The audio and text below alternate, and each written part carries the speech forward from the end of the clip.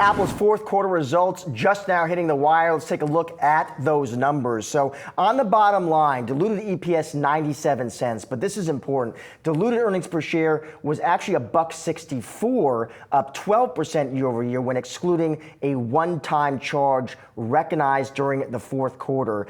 Remember what consensus was here, EPS of $1.60. Revenue, $94.9 billion, that's up 6%. That is a beat. The street was close to $94.36 billion. Gross margins clock in at 46.22%. The street was closer to 46.02%. Let's go down to the segments as well here. iPhone, $46.22 billion. That is a beat. Analysts were looking for $45.04 billion. As for services, $24.97 billion. The estimate on the street, $25.28. iPad, $6.95 billion. Mac, $7.74 billion. Wearables, home and accessories, $9.04 billion. And then Greater China, always in focus, $15.03 billion. The estimates I had seen called for $15.8 billion. I did have the chance to chat with Apple CFO Luca Maestri. Let me bring you those comments.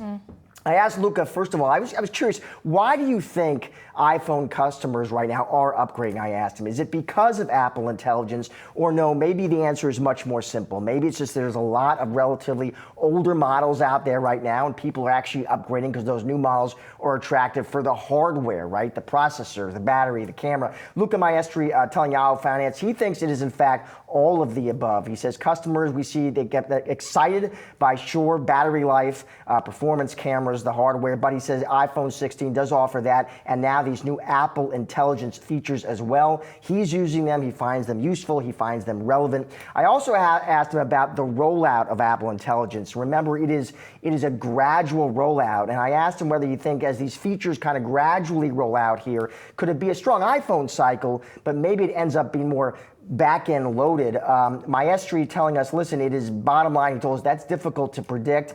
This is different than what we have done in the past. It's a broad set of features, new tech that's been rolling out in stages. He said the number of features now, of course, that are out, writing tools, summarization, then second rounds coming in December, he said, ChatGPT integration, and then more new features next year. It's another reason he argues you're going to see upgrades, you could see upgrades, but it could be a different kind of cycle, he said, than we have seen in the past. I want to touch on services as well. Remember, that clocked in at $24.97 billion.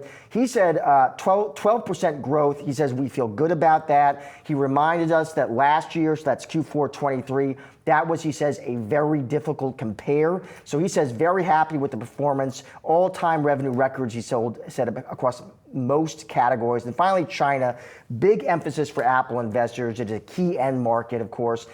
China, he said, if you see the results in this quarter, the September quarter, flat year over year, and he said that is an improvement from earlier in the year.